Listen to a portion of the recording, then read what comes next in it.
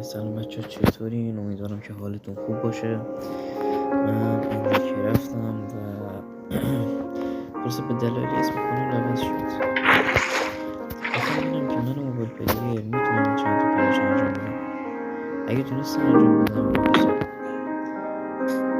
از اونجا که من دست پلیرم این کلاش خیلی سختن روی موبایل و این کلاش مثل کلاش با حالا انگلیسیش نمیدونم چی میشه قایق حالا فکر کنم با موبایل نشدنیه امکان نداره.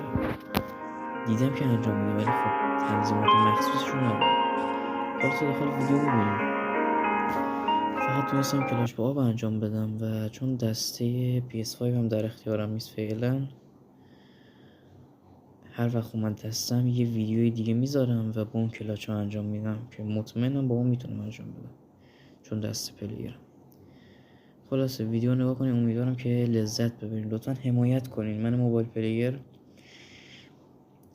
تمام تلاشمو میکنم که در سطح ماینکرافت پیشرفت کنم و در یوتیوب. امیدوارم که خوشتون بیاد. دمتون گرم.